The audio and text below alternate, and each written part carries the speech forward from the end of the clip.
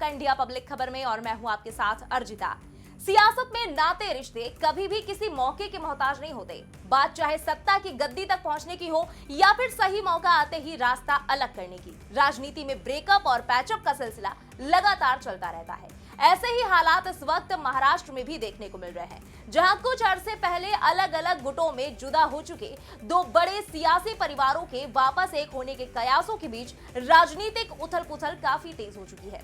इनमें से एक है उद्धव ब्रदर्स यानी कि शिवसेना यूबीटी चीफ उद्धव ठाकरे और उनके चचेरे भाई और महाराष्ट्र नवनिर्माण सेना के प्रमुख राज ठाकरे, और दूसरा है पवार परिवार यानी एनसीपी शरद पवार गुट के मुखिया शरद पवार और एनसीपी अजित पवार गुट के चीफ अजित पवार। लेकिन बड़ी बात यह है कि इन दोनों ही परिवारों में फिर से बढ़ती आपसी नजदीकियों से सत्ताधारी महायुति से लेकर विपक्षी महागठबंधन महाविकास अघाड़ी तक जबरदस्त गहमाई देखने को मिल रही है। क्योंकि अगर ये महामिलन महाराष्ट्र की राजनीति का नक्शा फिर से पूरी तरह पलट कर रख सकता है, तो क्या है पूरा मामला, चलिए देखते हैं। महाराष्ट्र की राजनीति में इन दिनों पुनर्मिलन का दौर चल रहा है। उद्धव ठाकरे और राज ठाकरे के साथ आने की खबर के बाद अब शरद पवार और उनके भतीजे अजित पवार की करीबियों ने भी महाराष्ट्र की सियासत में सनसनी फैला दी है।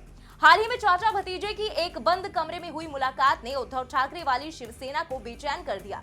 इस मुलाकात के बाद ये सवाल उठाए जा रहे हैं कि क्या महाविकास अघाड़ी का अस्तित्व ज्यादा दिन तक बरकरार रह पाएगा। पुणे के वसंत दाता पाटिल शुगर इंस्टीट्यूट में आयोजित एक बैठक की तस्वीर महाराष्ट्र की राजनीति में खास मानी जा रही है, क्योंकि इसमें चाचा शरद पवार और भतीजे अजित पवार के बीच कोई भी दूरी नजर नहीं आई। लेकिन बड़ी बात यह है कि जुलाई 2023 में जब अजित पवार बगावत करके अलग हो गए, तब से चाचा और भतीजा बहुत कम ही मौकों पर एक साथ एक ही मंच पर नजर आए। अगर किसी मौके पर एक मंच साझा करना भी पड़ा तो दोनों एक दूसरे के बगल में बैठने से बचते दिखते थे।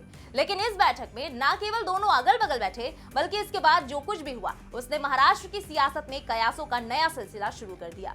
खबरों के मुताबिक दोनों के बीच करीब आधे घंटे तक बातचीत हुई। हालांकि बातचीत किस मसले पर थी ये तो साफ नहीं हुआ, लेकिन इस मुलाकात से ये चर्चा जरूर शुरू हो गई कि चाचा भतीजा फिर से कोई खिचड़ी पका रहे हैं। यहाँ आपको बता दें कि इससे पहले पिछले 2 हफ्तों में अजित पवार और शरद पवार के बीच 3 बार एक ही मंच पर साझा करते हुए दोनों नजर आए। शरद पवार और अजित दादा की पहली मुलाकात 4 अप्रैल को हुई। तब शरद पवार और अजित पवार सतारा में एक सार्वजनिक कार्यक्रम में एक साथ दिखे, जहां दोनों ने एक दूसरे का अभिवादन भी किया। दूसरी मुलाकात 10 अप्रैल को पुणे में हुई। अजित के बेटे जय पवार की सगाई के मौके पर शरद पवार की मौजूदगी ने चर्चा को हवा दी। तीसरी मुलाकात 16 अप्रैल को चंद्रपुर में हुई, जहां एक स्कूल के कार्यक्रम में दोनों साथ थे। तो वहीं अब ये चौथी मुलाकात है, जिसके बाद अटकलें तेज हो गई हैं कि क्या एनसीपी में फिर से एका होने वाला है।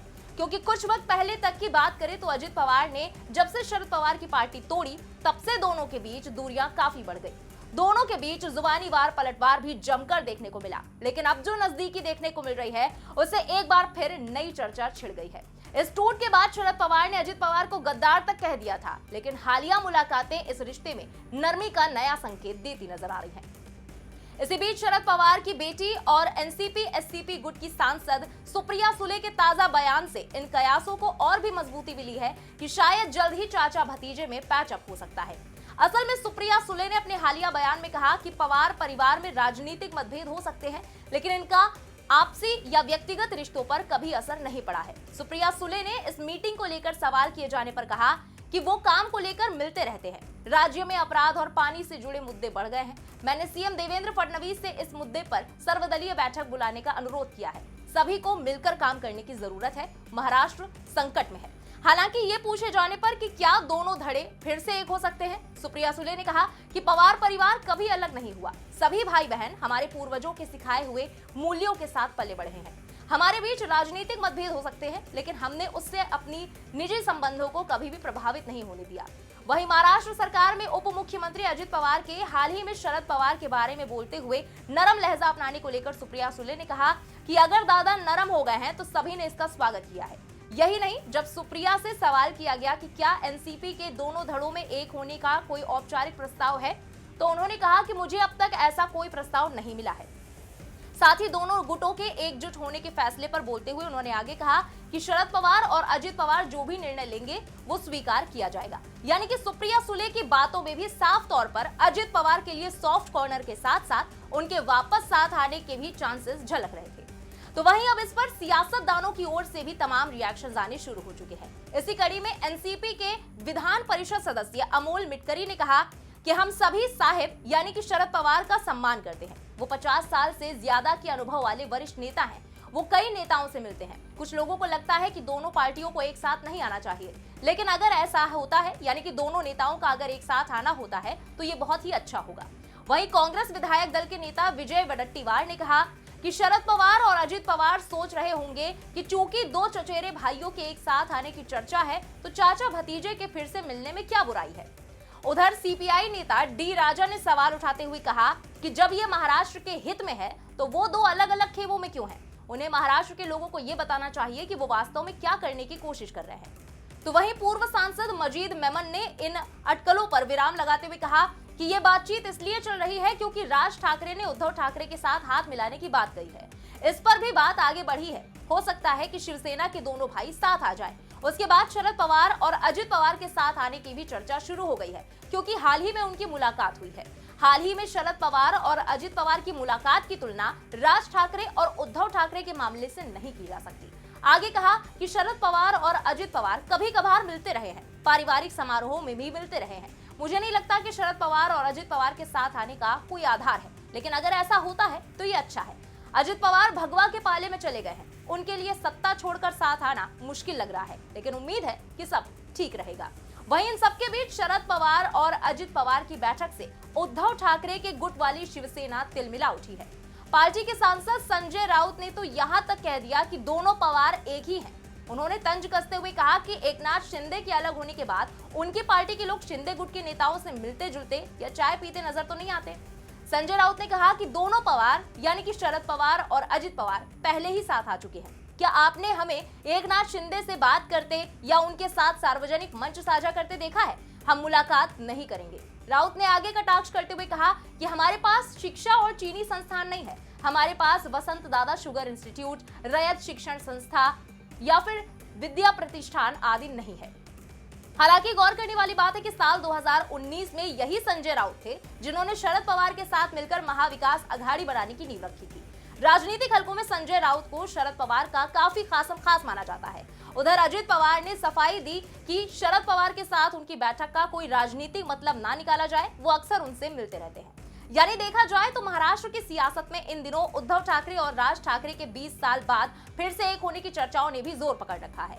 बीते हफ्ते एमएनएस प्रमुख राज ठाकरे ने एक पॉडकास्ट के दौरान कहा था कि वो महाराष्ट्र के हित में उद्धव ठाकरे के साथ आने को तैयार हैं। उद्धव ठाकरे ने भी हामी भर दी, लेकिन शर्त ये रखी कि राज ठाकरे को बीजेपी से दूरी बनानी होगी। दोनों भाइयों की सियासी स्थिति फिलहाल बेहद कमजोर है, जिससे उबरने के लिए उन्हें बीती बातों को भुलाकर साथ आने का ऑप्शन शायद नजर आ रहा है। हालांकि इस बारे में अब तक कोई ठोस पहल नहीं की गई है और शिवसेना यूवीटी का कहना है कि दोनों के बीच एक भावनात्मक रिश्ता है, लेकिन अभी कोई राजनीतिक कदम नहीं उठाया गया है। तो वहीं बात करें वापस अजित पवार और शरद पवार की, तो जुलाई 2023 में एनसीपी में बंटवारा होने के बाद और एकनाथ शिंदे की लीडरशिप वाली तत्कालीन महायुति सरकार में शामिल होने के बाद शरद पवार और अजित पवार के बीच संबंध गड़बड़ा गए थे। एनसीपी के कई विधायक अजित पवार के खेमे में शामिल हो गए थे। 2024 के महाराष्ट्र विधानसभा चुनावों में अजित के नेतृत्व वाली एनसीपी ने जिन 57 सीटों पर चुनाव लड़ा, उनमें से 41 सीटें हासिल की, जबकि एनसीपी शरद पवार गुट की सीटें सिर्फ 10 ही रही। यानी कुल मिलाकर देखा जाए तो शरद पवार अपने भतीजे के साथ एक बैठक करते हैं तो महाराष्ट्र की सियासत में खलबली मच जाती है। इस मुलाकात के बाद अब सवाल उठ रहे हैं कि क्या शरद पवार महाविकास अघाड़ी से अलग होकर कोई नया राजनीतिक समीकरण तैयार करने की कोशिश कर रहे हैं? इसके पीछे वजह है शरद पवार की इमेज। शरद पवार अक्सर ऐसे राजनीतिक फैसले लेते हैं जिनका अंदाजा बड़े बड़े सियासी पंडित भी नहीं लगा पाते। खुद संजय राउत ने 2019 में कहा था कि शरद पवार के दिमाग को समझने के लिए 100 जन्म लेने पड़ेंगे।